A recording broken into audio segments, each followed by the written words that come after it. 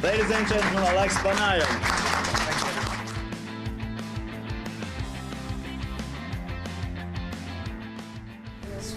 Great. Günaydın. Ladies and gentlemen, Alex Banayan. Which supermarket was it? No. He really understood the meaning of the book. Thank you so much. Thank you so much.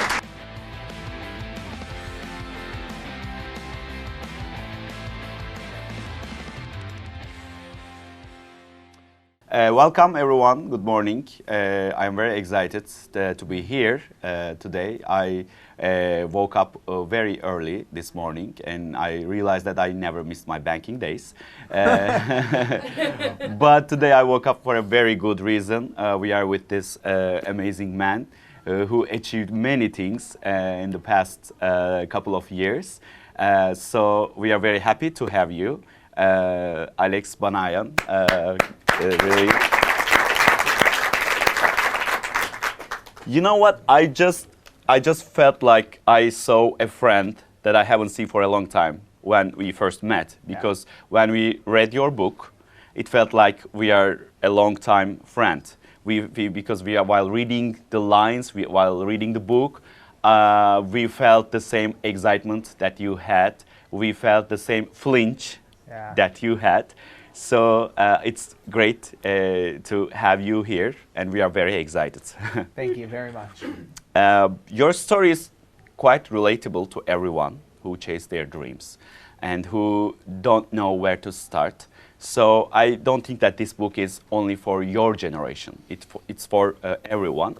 So a couple of years ago, you wrote this amazing book, and Third Door, and you showed your generation, you aim to show your generation what the secrets behind the success of the most successful people in the world. And you changed many people's way of thinking. So my first question is, how did you come to the idea of writing a guidebook for your generation? And what made you think that you could reach out the biggest names in the world? Well, first of all, thank you for saying that. Thank you all for being here. What made me think I could do this? I was pretty dumb and naive. Yeah. I think this book, the way it's written, is only written by a kid, an 18-year-old. When I started this, I was 18. I thought, oh yeah, let me just call Bill Gates, interview him, interview everybody else, and I'll be done in a couple months. And it's actually that naivete, I didn't know what I couldn't do. And I think what's beautiful about whether you're going from finance to comedy or going from college to going to the real world, I think everybody understands the advantages of being the expert. Right? When you're the expert, you have money, resources, and you understand how everything works. But there's also an advantage of being the amateur, of just starting out. A dreamer, maybe. Of being a dreamer. Yeah. No matter what your age is, when you're starting something new, there's an advantage, which is you don't know what can't be done, so you're willing to try things that maybe someone with more experience wouldn't try. And I think that was, in hindsight, one of the benefits of this journey. Was I was able to try things that maybe if I was smarter, I would think wouldn't work. And it's a powerful thing when you're starting anything. You're starting a new job and you're doing it for the first time. You go, well, what if we do it this way? And that's where a breakthrough comes from. That's where innovation comes from. It comes from giving yourself permission to try. And when I had started writing The Third Door, my initial reason of why I wrote the book is very different now that I'm looking back in time. The honest reason why I wrote the book in the beginning when I was 18 was for very selfish reasons. I wanted to, for myself, know how to succeed. I was 18 years old. My grandparents wanted me to become a doctor. I didn't want to become a doctor, so I said, I better figure something else out, or else I'm not invited back home for dinner. You know, I better figure out how to succeed. But with time, I started to realize I wasn't the only one who had these questions. I started to realize my friends, a lot of people in my generation, also wanted to understand, how do you launch a career when no one knows your name, no one takes you seriously, no one answers your call? And in hindsight now, that larger mission is really a mission about helping people believe in what's possible. And that, to me, is really the purpose of the third door. To help the next generation change what they believe is possible. And the thing that you said about we don't know what we can't do at the beginning is very true, because when I left banking, I was 33, and I thought if I left banking completely and I would try so hard for acting, that was my dream, I would become an actor very easily, which I couldn't.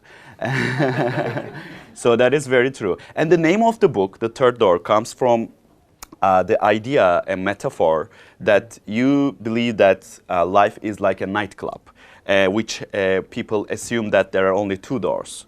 The first door is the main entrance where people wait in the line for hours, and the second door is for the VIP and the billionaires. And you think and you defend that there's always a third door. Can you explain a little bit what is the third door? Where is it? So the third door is the door where there is no entrance. You know, you run down the line, run through the alley, bang on the door 100 times, crack open the window, go through the kitchen, make friends with the performer. You find a way in. There's always a way in. And what I learned from interviewing all of these different people is every single one of them seems very different. You know, Bill Gates and Lady Gaga don't have that much in common. But when you actually really study them, you see, oh, they approach their life in the same way, with the same mindset. And the biggest thing that I've learned over 12 years now of studying success is that it's our mindsets, it's our stories that determine our results. Right? Someone could say, oh, no one wants to read books, bookstores won't succeed. Great, they'll be right.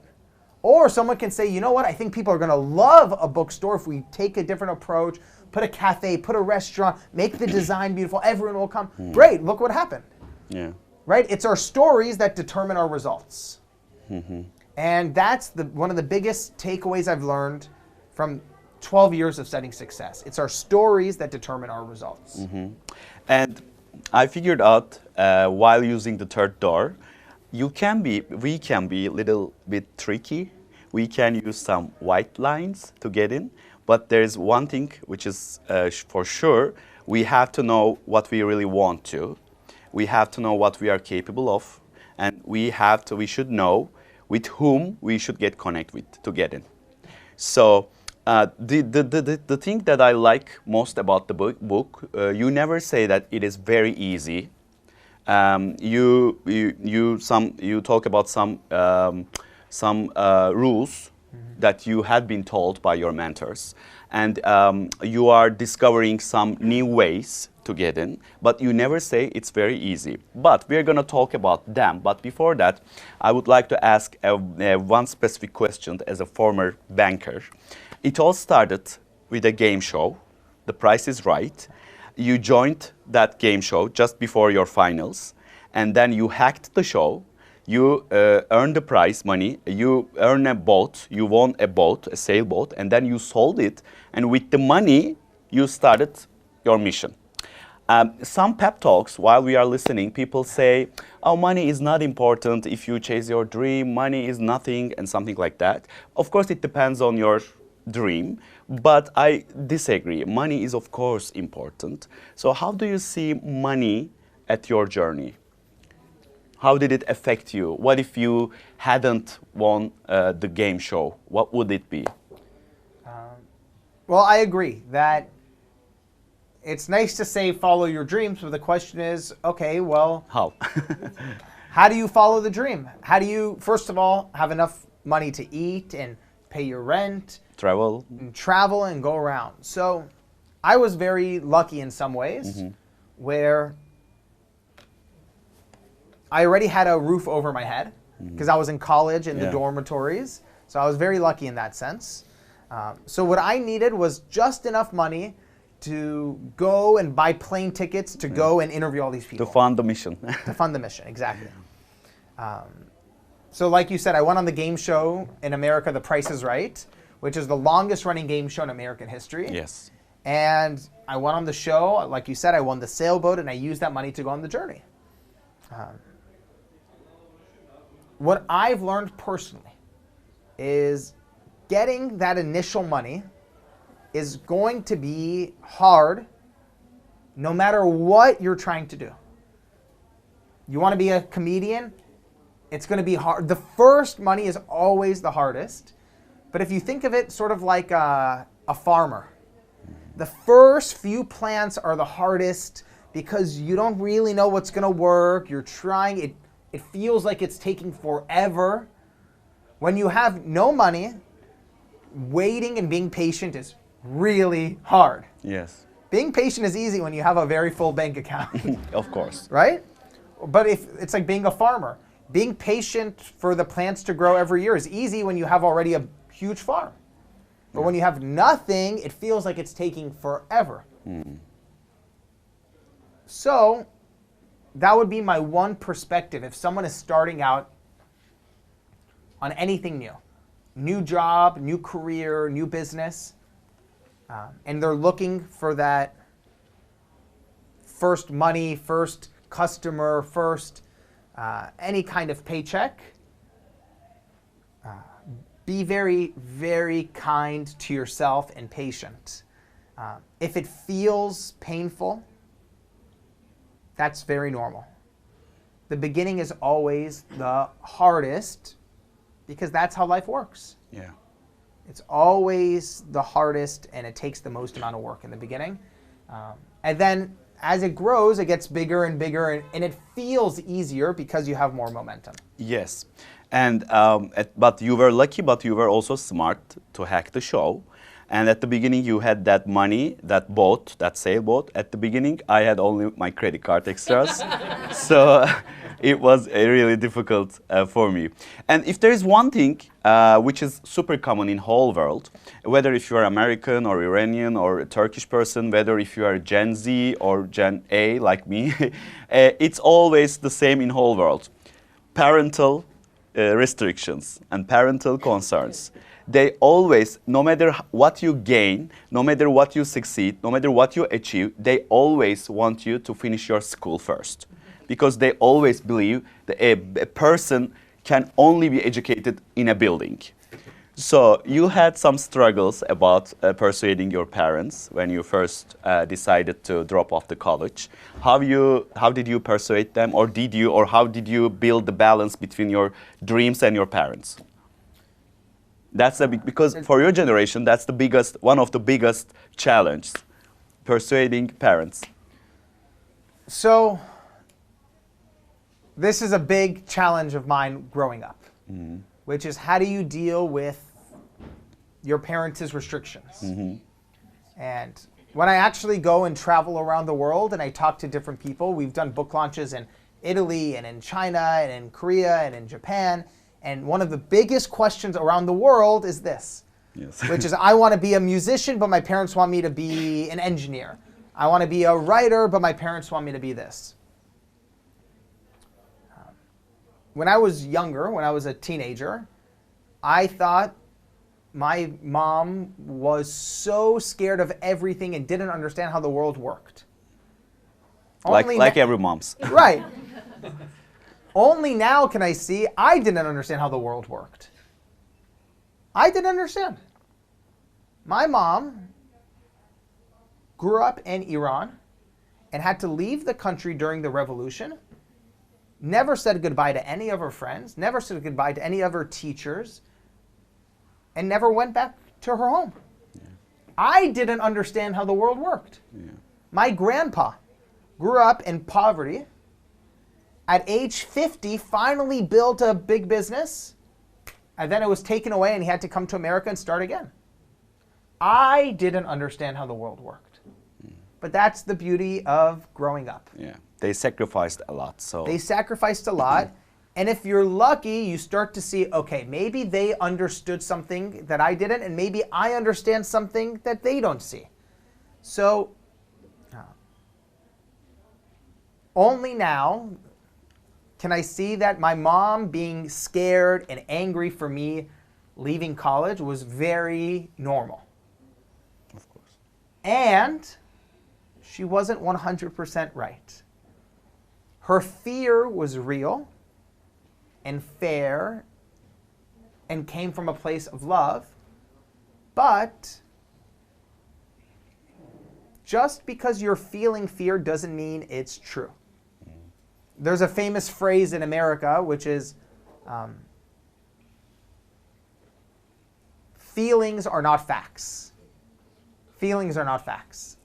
Just because you're feeling fear, my mom had a strong feeling of she was afraid of me leaving school. And she felt very sure that I would become homeless. I'm not kidding. She told me every day to my face, you're going to be homeless, you're going to be homeless, you're going to be homeless. Yeah. And I said, wow, everyone says, my mom says, you can do anything.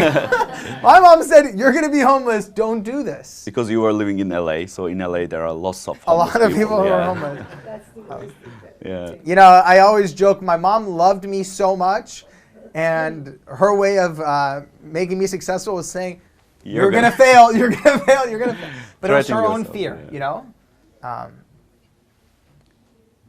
But I think what's the most important thing, if anyone is, you know, if anyone is struggling with their own parents' expectations, is to hold both things as true.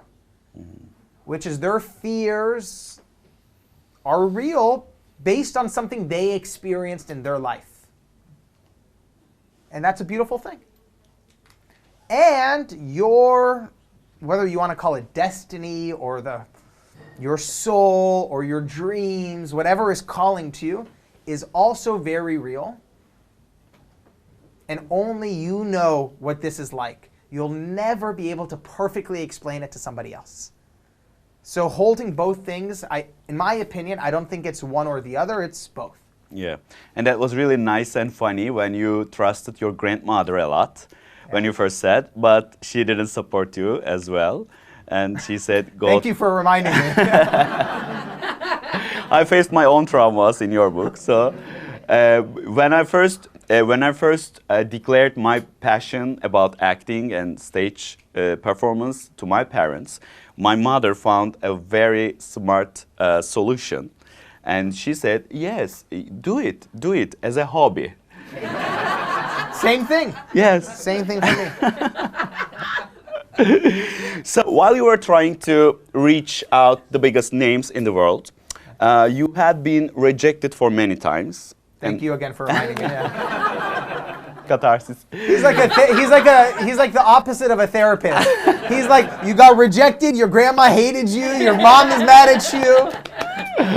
Yes, and that was one of your biggest fears, as every one of us have the similar fear. But when we finish the book, we realize that those rejections actually helped you to find your way. So my question is rejection part of the process? Or let me ask the question in another way. What if the people had said yes at very first time? Would the mission be this successful? I mean this seriously. I'm not trying to be nice to you. I mean this seriously. I think that's one of the best questions I've ever heard. Thank you. And now he's going to leave and say, all right, I'm done. Thank you. Thank you. That is so true. No, just It's one of the best questions I've heard because the question, in my opinion, is the answer is in the question. Life is more beautiful than any of us can understand. Because we sit down and we pray and wish and wish and wish for something, and sometimes life gives us the exact opposite of what we asked for in order to take us somewhere even better. So when I was starting the third door, I said, please teach me how to not get rejected. Teach me how to succeed. And life said, you got it. Rejection, rejection, rejection, rejection, rejection, rejection. And it taught me everything I needed to know about success.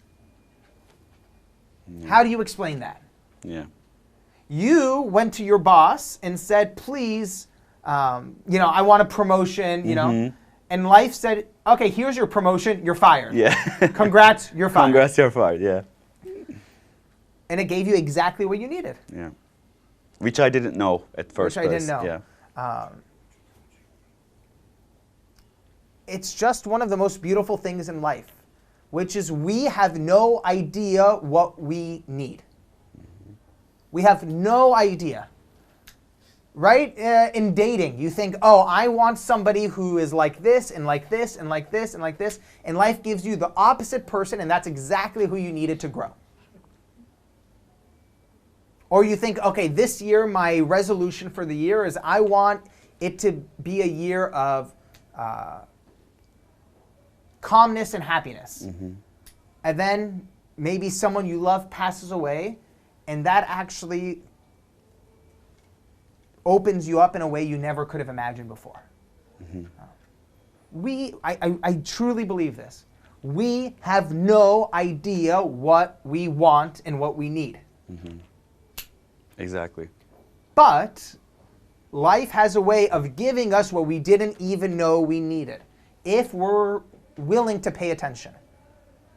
And I can already tell everyone in this room reads a lot of books and is a very aware person. And I'm sure you can all see, I see you all nodding your heads. Life gives you exactly what you need. Every time. And in my opinion, if it looks like the opposite of what you thought you wanted, maybe you need to change how you're viewing the situation. Yeah. While I was working in the bank, I talked to a musical workshop in Turkey. And I said that I wanted to attend the workshop, and then they said I couldn't because I was 32, and that was too much for, I was too old for attending a musical workshop. And the next summer I went to New York and took musical workshop for 2 weeks. And after 4 years, I did my own musical, which closed the curtain 6 plays later, but I did it anyway. So maybe those rejections were the hurdles in your road, as just as the ones in the road of the woman in the meme that you posted in your book, shared in your book. There was this lady and there was this man, and they were about to start a race. The distance were the same, but the guy's road was empty, so it was so easy for him to reach his goal. But the road was full of hurdles. The woman's road was full of hurdles, but probably it made that woman stronger. Right. Yeah. So, one of the things that I've learned over the past few years, when it comes to growth and success at any stage in your life, is that you can think of it like going to the gym. When you go to the gym, how do you grow your muscles? You push against very strong weights. And sometimes it hurts, sometimes it's painful. But what's the opposite of that? Going maybe to the hammam, to the jacuzzi, to the spa, and relaxing, where you have no pressure. Yeah. So rejections, obstacles, sometimes we think they're a bad thing, but the reality is the way you grow is through challenge and pressure. Every time. Think about your own life.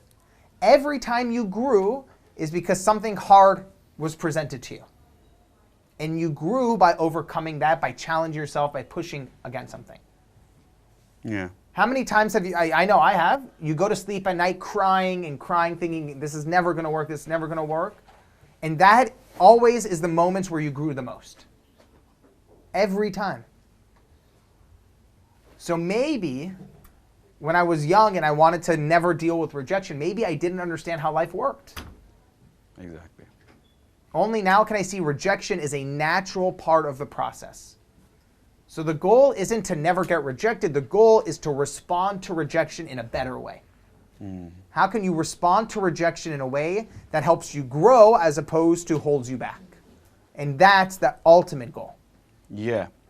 And speaking of hurdles, one of the interviews that you did with Jessica Alba, she says, if you surround yourself with the right people, you can remove some of the hurdles in your road, which I completely agree. People who are with us, who accompany us at our journeys, are super important. So from this, I want to jump to the idea, I want to jump to the term that I liked a lot, inside man. It's very important whom you should connect with to get in the club. And can we say from this point, a network is super important, but you say network, we shouldn't see the network as a term that we should approach people only with expectations. You know what I'm saying? So how do you see the role of inside man and networking? So this is one of the themes in every single person I interviewed. Warren Buffett had a mentor that changed his life. Steven Spielberg had a mentor that changed his life. Every single person I interviewed, there was always one or maybe multiple people at different stages who believed in them and helped them before they fully deserved it. And I actually think it's one of the beautiful parts of life. Every single time, there's no exception. I've never met anybody who succeeded on their own. It's impossible. So the question is, How to find those people? How to find those people. I don't think there's a perfect science. I know for me, I asked 100 people for advice, 100 people for help, and 1 or 2 or 3 said yes, and it's like I won the lottery. That's all you need. It doesn't matter that 90% of the people didn't want to talk to me or thought I was stupid or annoying or arrogant. Maybe they were right. Who cares? Right? But a few people believed in me and were willing to take me under their wing. And I remember I was once talking to someone who worked at Goldman Sachs. You know, I know you love banking, so I'll use a Yes, I love banking. Every time I say Goldman Sachs, his eyes light up. Tell me more. I was talking to someone who worked at Goldman Sachs, and I asked him, I said, because he's worked with the biggest names, you know, in America, big football players and celebrities. And he explained to me why someone likes to take you under their wing, why someone likes to be your inside man, inside woman, inside person. And he said people like to mentor you for 3 reasons. Number 1, they think that you're already sort of similar to them.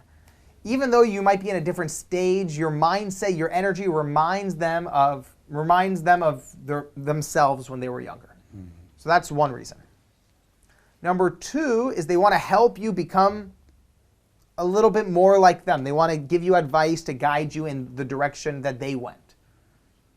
Because that's what advice is. Advice is never right. It's just what someone did and they're trying to help you do the same.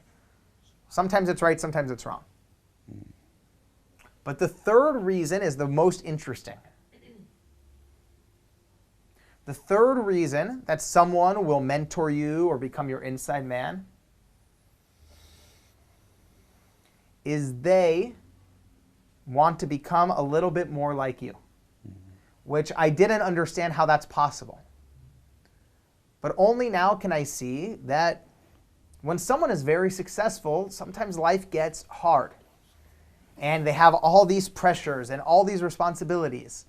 And when they meet someone who's young and excited, or it doesn't matter what their age is, but they have a young energy, they want some of that energy around them in their lives because it reminds them why life is so beautiful. And I think that's a very powerful thing that when I was starting on my journey, I didn't understand why people were being so nice to me. The truth is, other people were nice to them and helped them get their careers, so they had some gratitude they wanted to pay forward. But the other thing too was they also liked being around someone who was excited. Whenever I meet young people who say, how do I get someone to be my mentor? I say, stop emailing them, stop sending them messages on Instagram. Go to a bookstore, go to an event, go see where they're speaking. Let them look in your eyes because they'll be like, oh, you remind me of me. You remind me of my cousin. You remind me of my friend, you know? And that makes a big difference, you know? And in Turkish, there's a common prayer that we always say, God put good people in front of you. Allah karşına iyi insanlar çıkarsın. In Turkish. But even though we have a prayer like that, I think it's absent in our culture. It's like we don't like mentors. We feel like we don't need mentors. We believe that we can do everything by ourselves.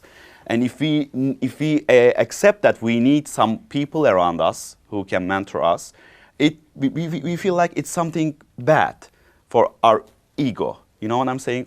But we need inside men, we need inside women, inside non-binaries. We need inside people all the time.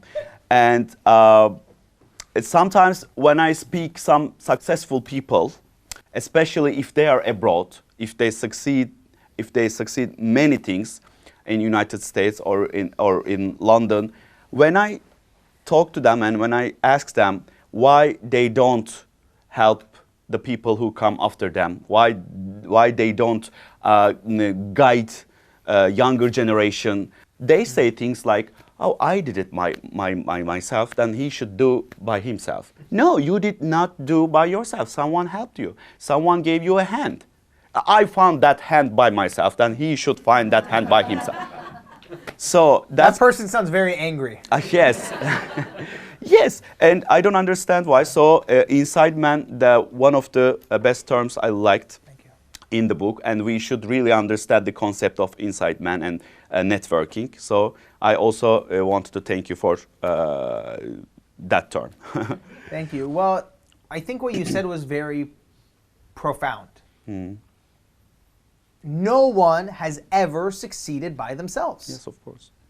And if you think you have, you don't understand your own life probably. You know, everyone in this room, not only did people help you in your careers, everyone in this room, when you were a child,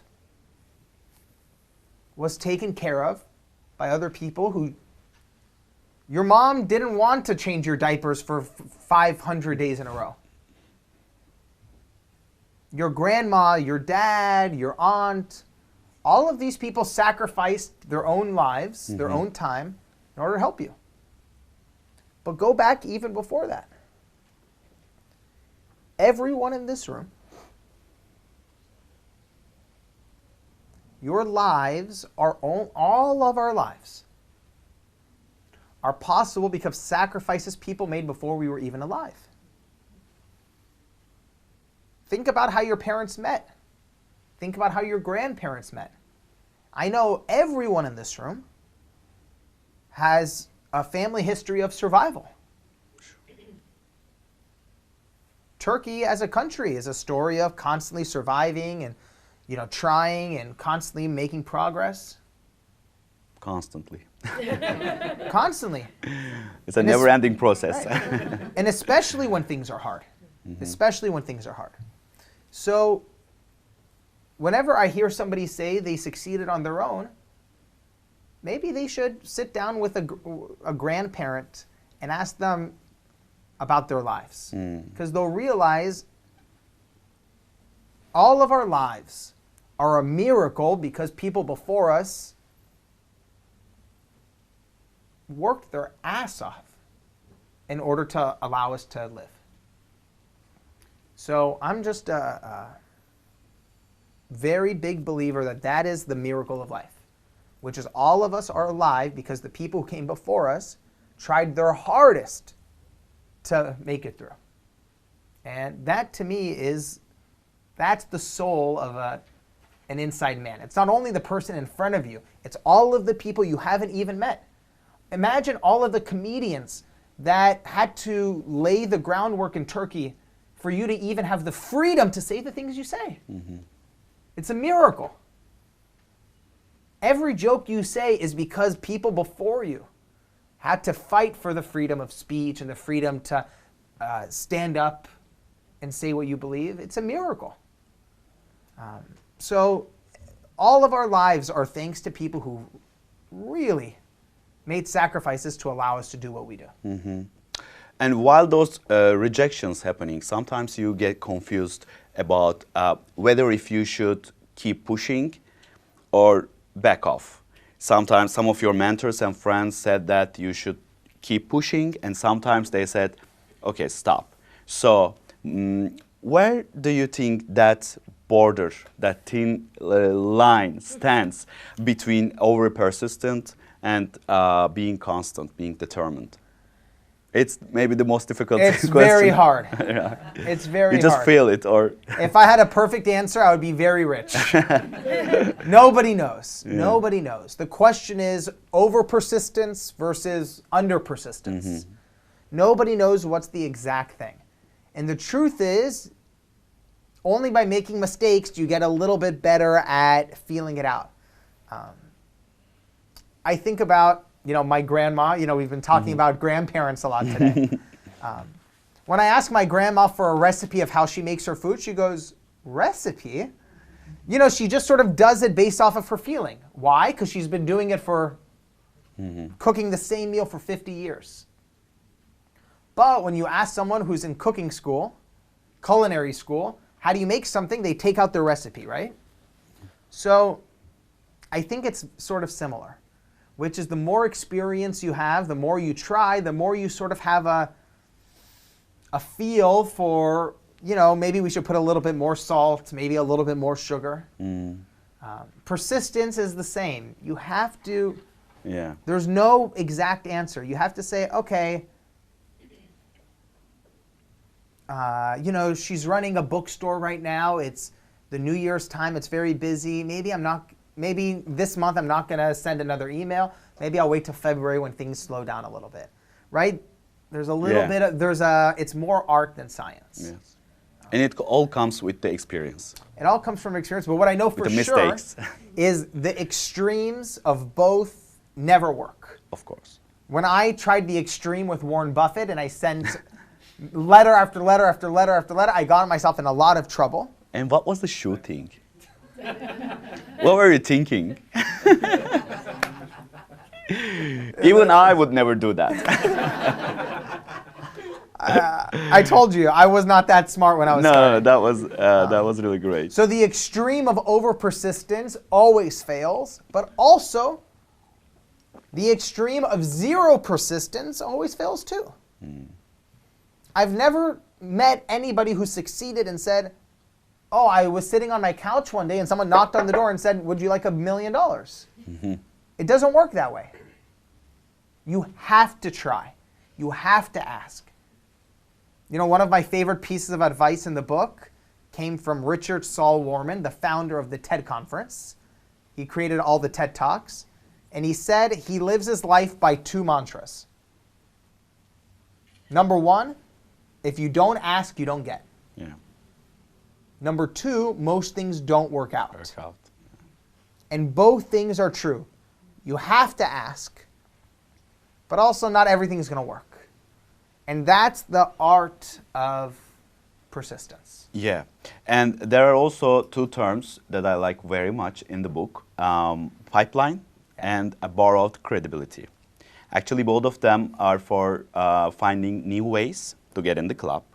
For example, when you don't get responses from the names, you started to build pipelines and you tried to borrow credibility. And your friend who were at the early stage of summit, he was trying to get Clinton at the summit. Then he worked voluntarily for an NGO for Clinton. Then he fundraised, or he arranged a fundraise, and then he took Clinton's attention. And once he get Clinton at the summit, then with that information, it became easier to invite other people. Because sometimes inside man and inside woman would never be enough, right? So That's right. My question is, how should we build those pipelines while we are trying to find our ways?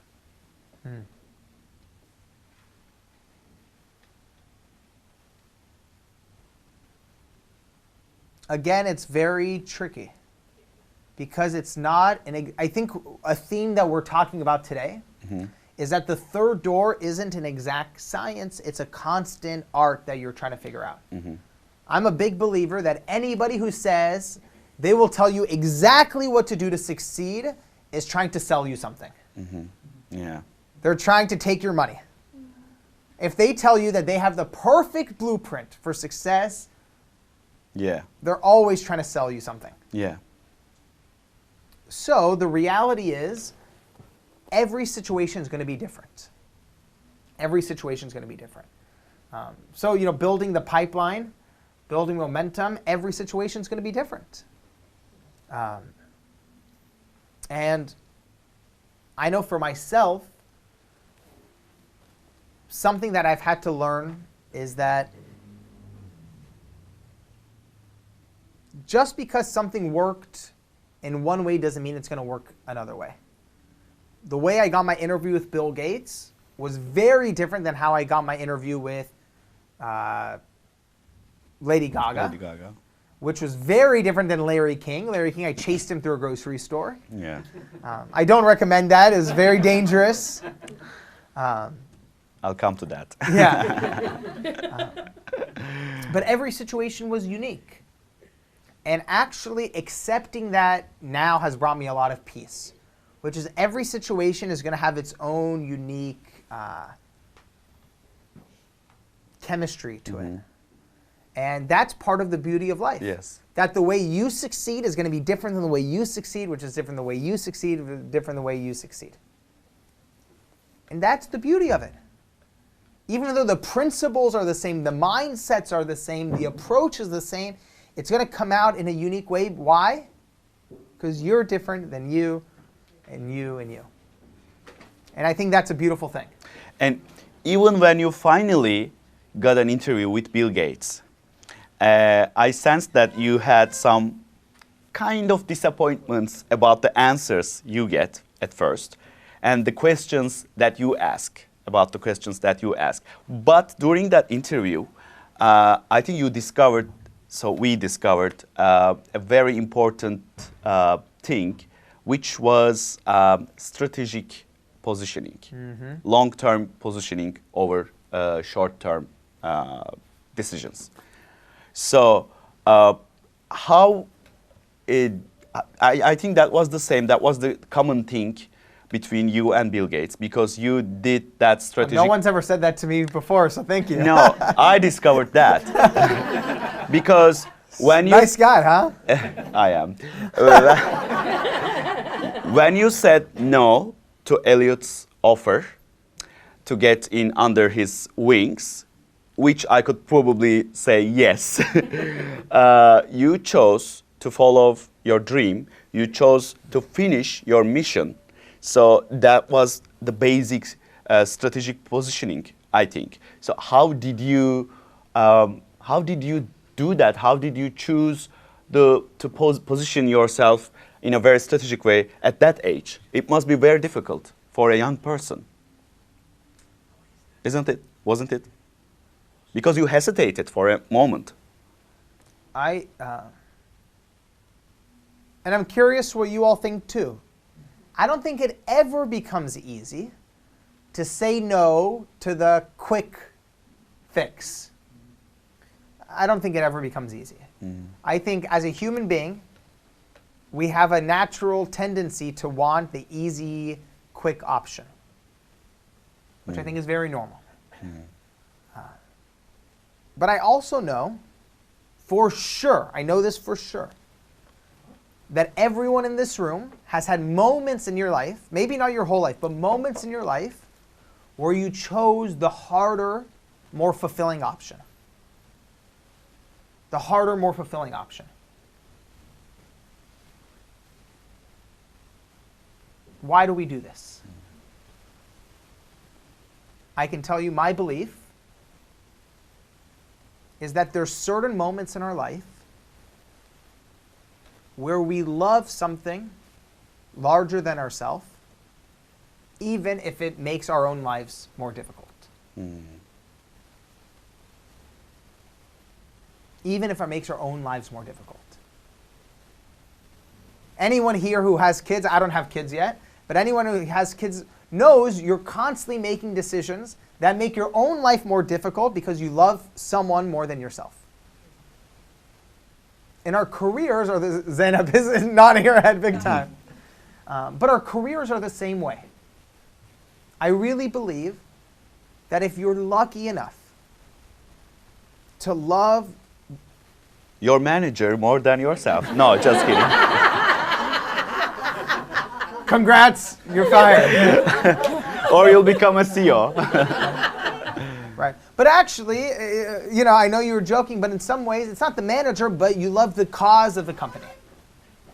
Right? You love the reason. You love the cause, you love the reason. And You love being there all the time, most of the time. yeah, and You love seeing those people around you. And what you love can be different. For some people, you can love the people you spend time with. Or it could be you love the mission, you love the idea around it. And I'm a big believer that it actually doesn't happen every single day. Or else we would all be walking around like giggling and smiling. It comes at certain moments in life where you believe in something and you say, you know what, I think that this is more important than whether I'm comfortable this week or whether I go out to the party tonight or whether my friends think I'm smart or my mom is proud of me. I think this is more important than all of those things. And that, I think, is actually the underlying reason you can choose the long-term decisions. Yeah. I really, really believe this happens a few times in everyone's life. In everyone's life, and I know I can see it in your eyes, you're all nodding your heads. There's a moment where you go, I care about this more than my own comfort. And that's love. Yeah. That is love. And we normally think of love as something just between two people. It's not true. You love, clearly, you love art. You love comedy. You love music. You love performance. I love laughter. You love laughter. You love joy. And sometimes, tell me if I'm wrong, you will make sacrifices for your own personal comfort in order to bring laughter or joy to somebody else. Is that right? Sure. That's what allows you to do long-term positioning. You know, it's very easy to make a strategy in your head. It's very hard to actually do it. What gives us the motivation? It's that deep love and desire for something else to succeed even at your own discomfort, at your own inconvenience. And every miracle in our lives, in our careers, in our families, comes from us caring about something else more than we care about our own comfort. And I'm not saying this is something that happens every day, but when it does happen, that's what creates a miracle in our lives. And you interviewed the most well-known people in the world, like Bill Gates, Lady Gaga, Quincy Jones, and Larry King, Jessica Alba. But after I finished the book, I felt like the people who affected you mostly were Quincy Jones and Maya Angelou and the guy in Apple, Wozniak. How did they change your perspective I think Quincy changed the definition of success in your mind. How did they change your mind while interviewing them? I'm very, very grateful that you understand the book in some ways that is, you understand things that I didn't even write in the book. But that's your success. That's your success. Well, I think it's, if I may, it sounds like you've lived your life this way already. Mm-hmm. So you understand the third door energy and philosophy Yes. and lifestyle. If I was the one who did those interviews, I would probably be impressed by Quincy Jones most. Well, tell me why for you. Because he changed, not changed, but he redefined the success. He says that success, you say that success is not the opposite term of failure. Success is the opposite form of not trying, which I totally agree. I always, 2 days ago, I posted a story. I posted a page from your book, and I posted a picture from my Instagram post 4 years ago. We were saying exactly the same thing, which I say, the thing that makes me successful and makes me the happiest person in the world is discovery. Discovering people, discovering places, discovering new ways. So I think Quincy and you say the same thing. When we discover, when we try, when we find new ways in life, that's the very thing that makes us successful. And today we always define success with numbers. How many followers we have, how much money we earn, or how famous we are. It's all about quantity, but we miss the quality by doing that. That's why Quincy Jones affected me, impressed me most. I feel very similar. The Quincy Jones interview changed what I believe is possible. It opened my eyes to a new way of seeing the world. And I didn't expect that going to talk to him. And it was actually, it was a discovery even talking to him. It was unexpected, it was surprising, and it really changed me. Because what he was talking about was really the soul of success. I made a big mistake when I interviewed Bill Gates. I was asking very young questions. How do you negotiate? How do you do sales? Measurable questions. Right, very tactical, very trying to hack.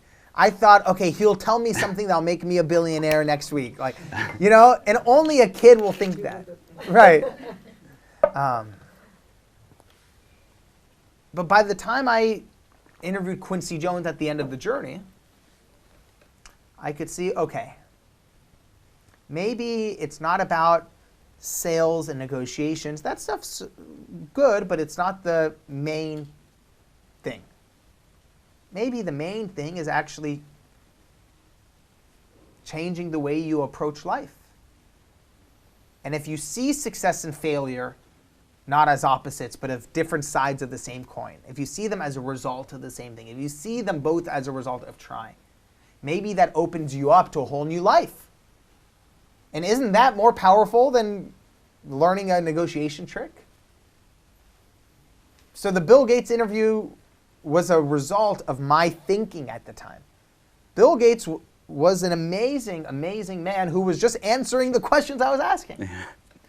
Quincy, thankfully, didn't let me ask any questions. Yes. He just sat me down and said, let me tell you. And anytime I would ask a question, he wouldn't answer, and he would tell me something else. Thank God. Because he was 85. Yeah. Well, he was wise. He knew what I needed to hear. Yes. And he said, all right, let me just tell you what you need to hear. Bill Gates was so kind, he responded to what and listened to me and responded to what I had to say. And Maya Angelou's advice, get out of the box and take as much as you can from the people who went before you. I think that was very wise. I think they both taught you and us to look wider, because when we look wider, we become wiser. So yeah, that impressed me really a lot. We talked about many things and some specific terms and philosophy of third door. But what I would like to ask you at almost at the end of our wonderful session, what do you think about luck? I mean, is the thing that we call luck really luck? Or is it the opportunity, is it the ability to see the opportunities in front of us? For example, as you mentioned before, if you hadn't seen Larry King in the parking lot of a supermarket, maybe he wouldn't be your mentor. So my question is, which supermarket was it? No.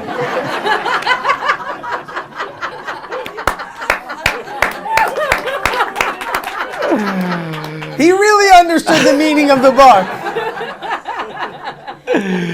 I'm Turkish. So how do you see luck in your journey? That's good. Sorry to break all the ices.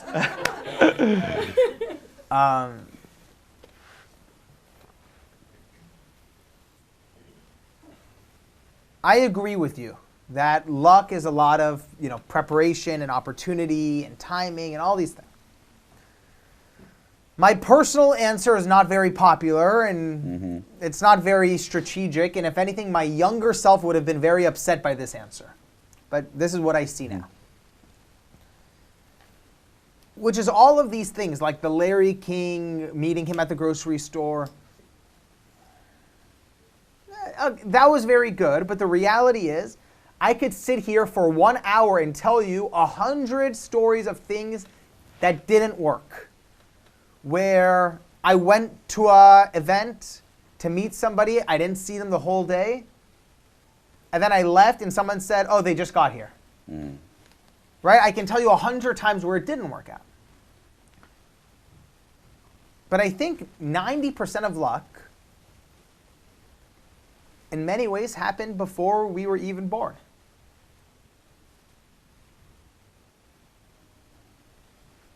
The fact that all of us are even in this room, and I'm speaking words out of my mouth and you understand what I'm saying, is a miracle.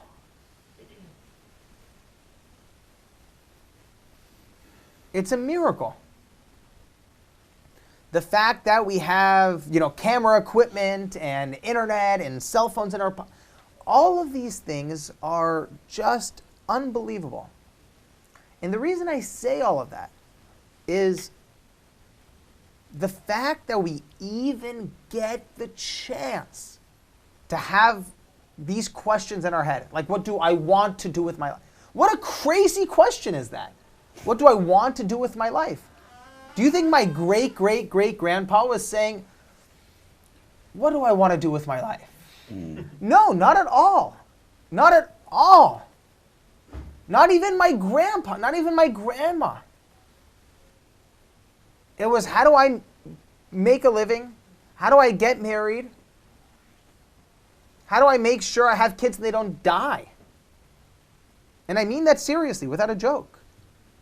So the fact that we even can ask ourselves the question about how do I succeed? How do I follow my dreams? How do I follow my soul? How do I... Whatever questions you're having, I hope we can see that it's a miracle we can even ask these questions. And I really believe that. The fact that you even have free time to read a book is lucky. It's amazing that we currently live in a world where we have the opportunity to even ask ourselves these questions. And the reason I say this is not a popular answer is because when I was 18, if I heard somebody say that, I would say that guy's an idiot. That guy is stupid. That guy is annoying. That guy isn't telling me what I want to know. Yeah. But I just believe it's the truth, which is 90% of our lives, the real luck of 90% of our lives is the fact that we're even here. that was our lottery ticket. And the rest, you know, meeting Larry King in the grocery store and all this stuff is sort of like the frosting on the cake. Yeah. It's sort of like the magic of life. And everyone, you know, Chi Lu says it the best in the book. You know, he talks about chi time. Yeah. You know, Chi Lu says that luck is like a bus, where you have to stand at the bus stop, and every day the bus comes around. But if you don't have the bus fare in the form of preparation, you'll never be able to get on. And that's the perfect answer for that final 10%. Yes. You know, all of our ancestors did the first 90%, and you doing the hard work and being prepared allows the last 10% to click. And that's sort of, from my perspective, the magical formula, which is 90% of your success has been taken care of before you were even born. The last 10% is your job. And all you have to do, it sounds easy, but it's not easy, of course, is prepare every single day. So when the bus comes, you can get on. Actually, I don't believe in luck. I believe in seeing, I believe in the ability to see the opportunities in front of us, or maybe not in front of us, but somewhere else. So the only luck, I think, that I believe is about our families, because we can choose our parents. So the only thing about luck, I think, is our parents, but the rest of it, it's the person's ability to see the opportunities. But speaking of Larry King, his one advice really stole my heart when you asked the interview techniques. Right. He said, just be yourself and find your own technique. I loved it because I always support that idea. Well, you do it very naturally. No, thank you so much. And because we all, sometimes when we chase our dreams, when we go on a road for the first time, we aim to pretend as other people. We aim to pretend like other successful people. We aim to copy them. Not copy them, but follow their path. And it's not inspiration. You know what I'm saying? So what kind of a revelation did you have when you first hear that advice about being yourself and finding your own interview technique? I'm going to regret saying this, but it's the only honest answer. I thought he was lying. Why is that? I thought, what a, you know, what a... Okay, off the record, off the record. Larry King is a liar. Breaking news. Breaking news. No, Larry King changed my life. He changed my life because he told me the truth that wasn't popular. Right now, if you go on Instagram, there's 1 million people telling you, this is the secret, this is the secret, this is the secret, this is the secret. Larry King looked in my eyes and said, there is no secret. And I thought, he's lying. Only now can I see he's the only person who's telling the truth. There is no secret. Look at you. You're the most you I've ever met of any person. Thank you. You're so you. What was the secret? No. The secret was having the courage to be more and more yourself, whatever that means for you. To strip away all of the things society says we have to be or should be a good mom or a good wife or a good husband or a good dad or a good whatever that is, and actually strip it away and say, you know, this is actually what I believe, this is who I am, this is how I want to show up to the world. So, yeah, Larry King gave me the truth. He said there is no secret. You just have to be yourself. And it sounds simple, just be yourself. That's the hardest thing I've ever done in my life. Yeah. To just be yourself. Why? Because just being yourself requires to do the hardest thing in life. Yes. Which is to let go of your fear of what other people think. Yes. And you pay a lot of price for that. Yeah. It's very expensive being yourself. Right. Yes. Right. But why? I have a question for you. Why is that the hardest thing in life? You can save, I can give you a spiritual answer, but I can give you maybe an evolutionary answer. Human beings, you know, this isn't a fact, but this is my theory. Human beings evolved in a tribe. if you put a human being by themselves in nature, they'll be killed very quickly. They'll die very quickly by themselves. If 20 people go into nature, they can kill a lion, they can survive forever. So in the human DNA is a very strong piece of code saying don't piss off the tribe. Mm-hmm. It's deep, deep in the human code.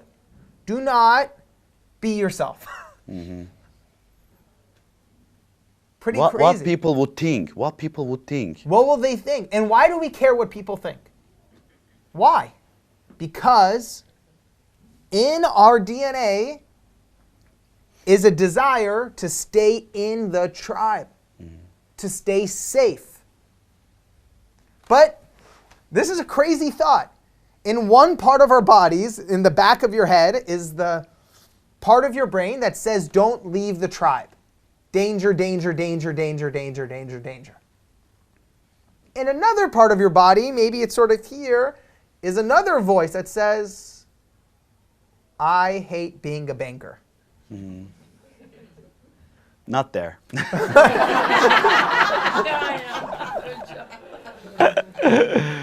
Right, but exactly. we know that voice. You know, you can't sleep at night, and that voice is saying, it's never this voice. It's always, it sort of comes from here, right?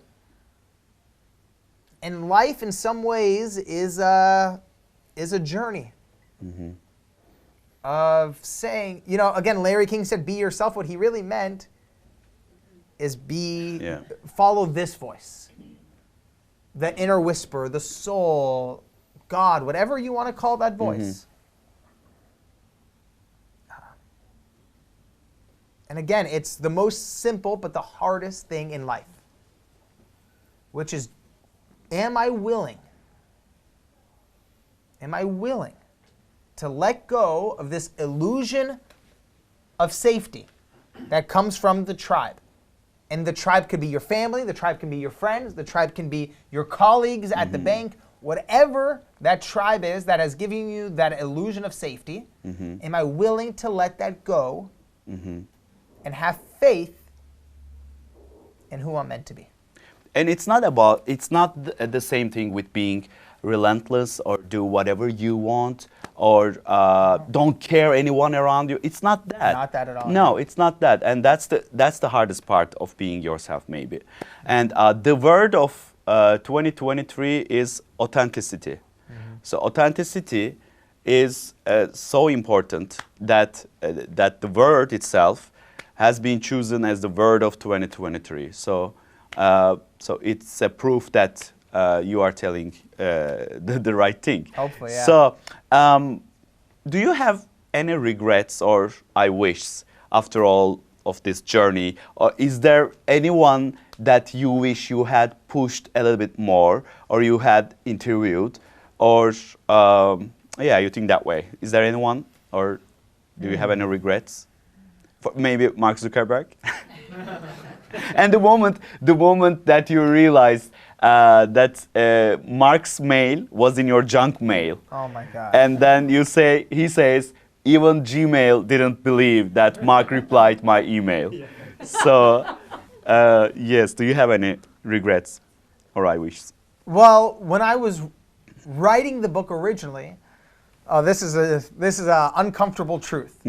When I was writing the book originally, there was a lot of parts of the book I didn't want to include in the book.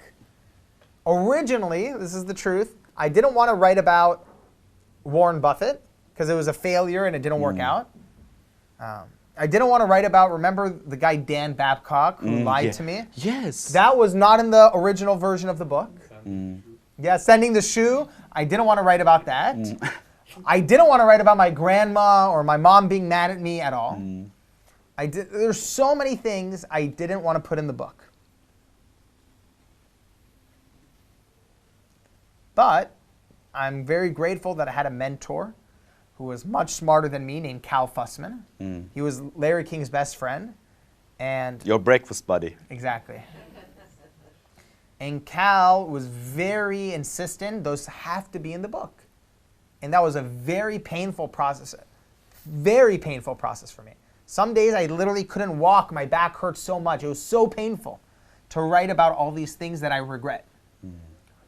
But now that the book is out, people go, oh, I loved when you sent this. She was so good. I learned so much. And I said, that makes one of us. That's great. You know, the Larry King example, the Warren Buffett, the Mark Zuckerberg, all of these times where I failed and got rejected turned out to be some of other people's moments where they learned the most. It became one of the moments I learned and grew.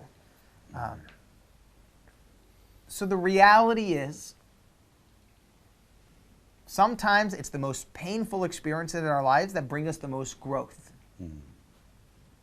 So if you asked me what my regrets were 10 years ago, I would have said, oh, I would have a long list. But now the more I can look back, the list gets shorter and shorter because I see every single experience was perfectly designed for my growth and brought me to where I am. That was a great answer. And it was really great to talk to you and to have you here. And again, I think this book is not only for your generation, it's for everyone because we all do these mistakes. For example, we write long, never-ending emails and we expect brief answers. And we look for new ways to get in the club. And sometimes we insist on our actions too much. We become persistent, and sometimes we are over prepared for something, and at the end of the process we get nothing out of it.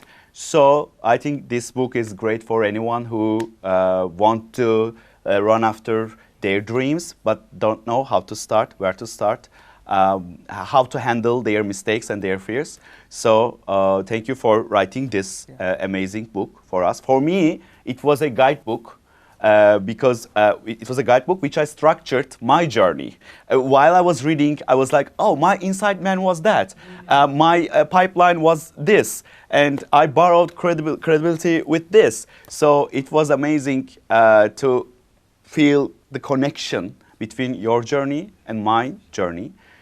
So thank you for everyone who made this amazing gathering possible.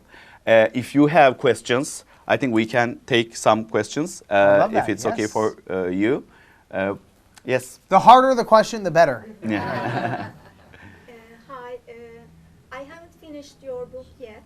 I only read half of it, so forgive me if you wrote any answer about it. Have you ever worried about a young teenager boy read this book and took this and goes to his mother and mother, look, I don't have to finish the university at all and I will follow my dreams someday. I'm going to think about it. What would you say? Have you ever thought about this sort of things?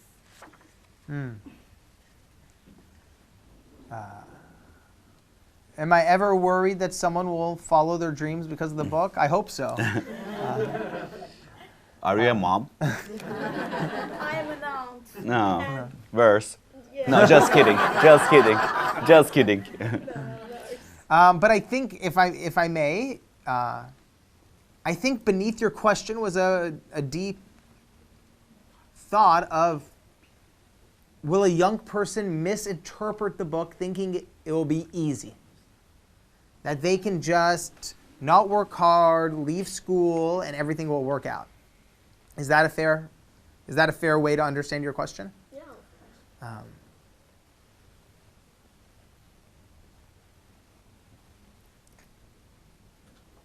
The truth is, whether I believe it or not, life will take care of that question. Life will make sure that that young person finds out very quickly what it takes to succeed. Isn't that true?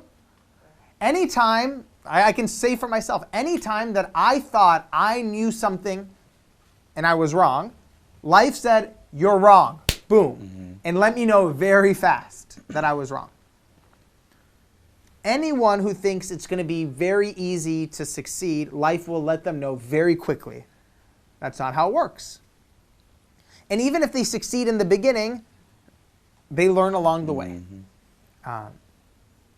So, Let them walk their own way. yeah, life will... Let them freeze the school, not leave. Right, just take a pause. Just take a pause. I'm a But- Capricorn. But my personal belief is that the hardest thing to do is to just get started in the beginning. That's the scariest thing. The first step is always the scariest step. The other steps are hard too, but the first one's the scariest one. You always think, my life is going to be over, my life's going to be over, my life's going to be Yeah. over. We all feel that. So, even if they think it's going to be easy, I say, great, go start. You'll learn very quickly that it's hard and it takes hard work. It's not going to happen overnight.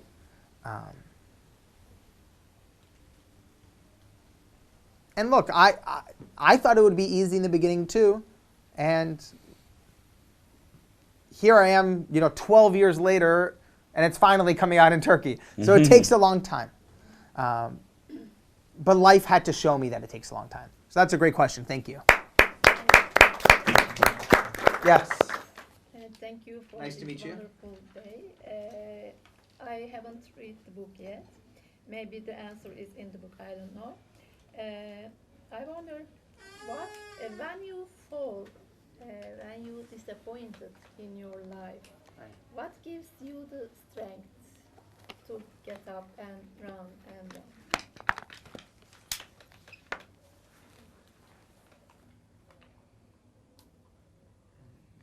So the question was, when you are disappointed in life, when you face setbacks, when you face obstacles, what gives you the motivation to keep going? I once heard a beautiful analogy. I went to a conference and I was listening to a speaker and he shared a beautiful analogy. I would like everybody to try it. So everybody close your eyes. Everybody close your eyes for 1 second. Close your eyes. And imagine that there's a burning building, a building that's on fire across the street. And this building is 5 stories tall, and there's fire coming out of the windows. And you go and ask somebody what's happening in that building, and they go, oh, it's on fire. And on the 3rd story of that building, there is $10 in that building. If you want to go inside the building, you can have it. Do you want to go in that building? No. Okay, keep your eyes closed. Keep your eyes closed. Now, second example. Same building. Same amount of flames. $20. No. Yeah. Same building. And someone says, on the 3rd floor, the person you love more than anybody on earth is asleep on that floor. That person's going to have to hold you back from running towards the building. Right? Open your eyes. Who in this room felt a very different feeling inside of them in the second example? Put your hands up all the way. Great. Okay. Think about this example. What changed in the 2 options? Did the size of the building change? No. Did the size of the fire change? No. Did your ability to run through fire change? Did you have more money, more resources, more ability? No, none of that changed. What changed? How much you cared. How much you cared about what was on the other side of the fire. That's the only thing that changed. How much you cared. Not your ability, not your resources, not your knowledge, not your expertise, not your network. None of it changed. All that changed was how much you cared. So sometimes sometimes it's not about motivating yourself. Sometimes it's about reminding yourself why you cared so much about this in the first place. What made you choose this career? What made you choose this dream? Why did you open this bookstore in the very beginning? What was it about it? You didn't start the business so you could read a P&L statement. There was something that you loved, larger than yourself, in the beginning. And actually remembering that is what allows you to run through the fire. So that was a great question. Thank you. Yes, sir. Good to see you. Yeah, good to see you, Alex. It's great to meet. So, one thing I saw towards the end of the book is a quote which I really like most. When you change what you believe is possible, you change what is possible. So, I think this is one of the best quotes.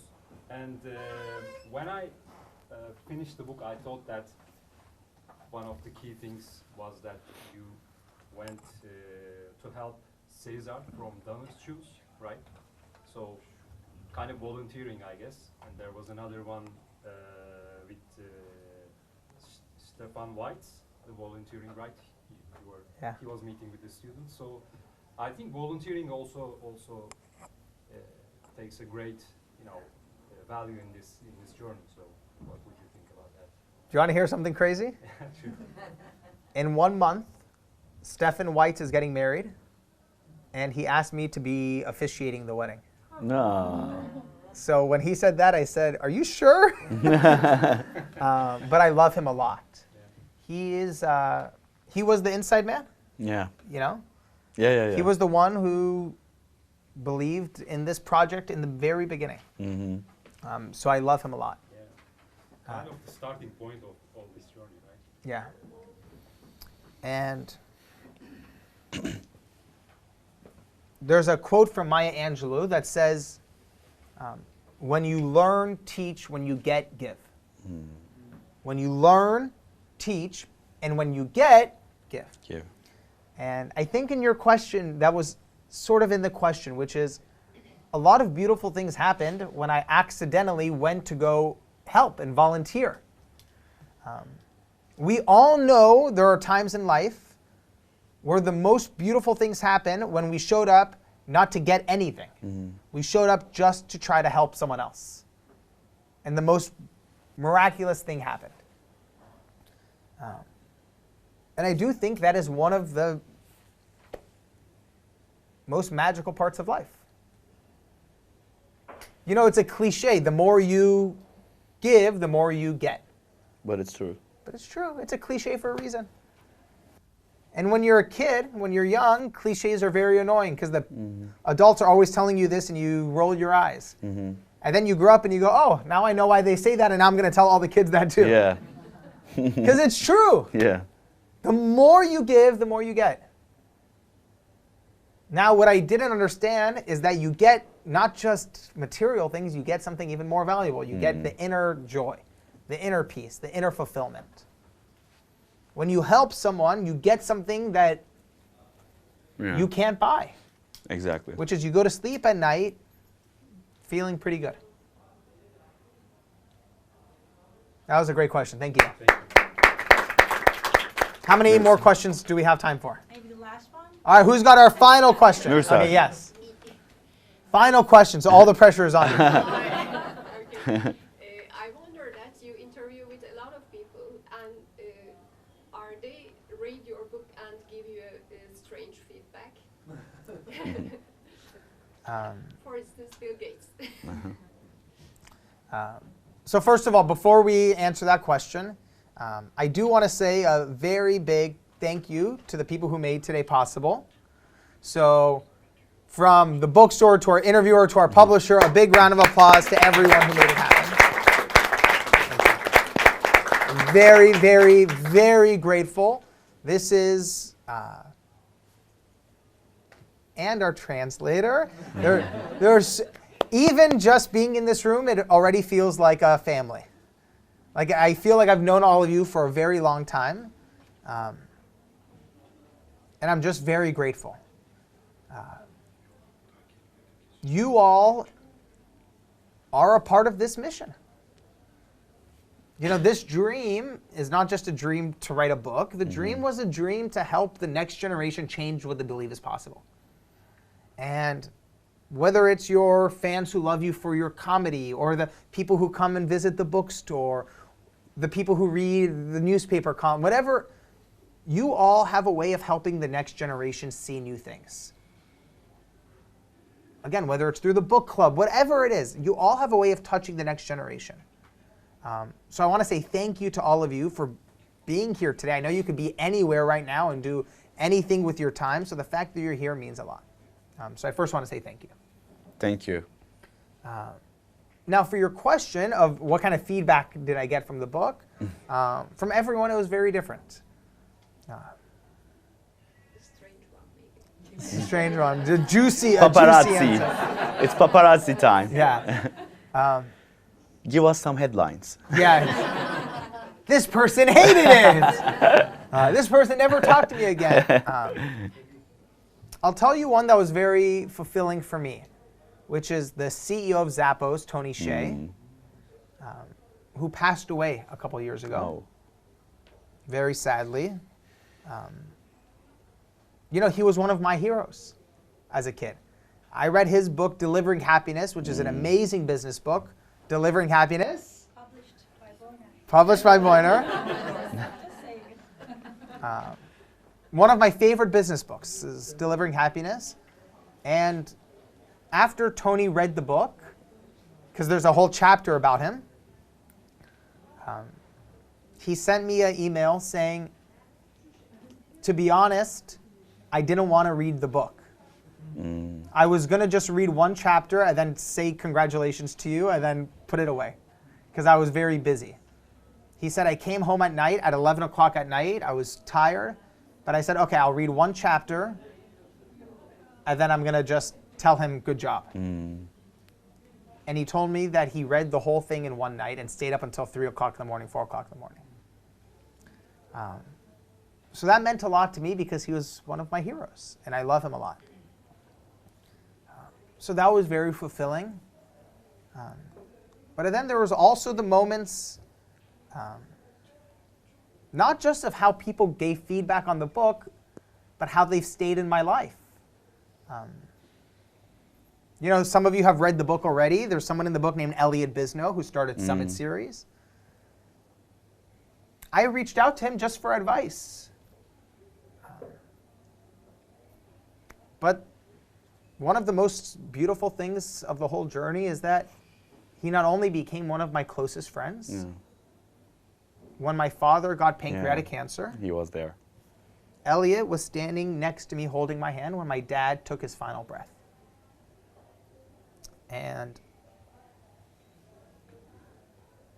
it is just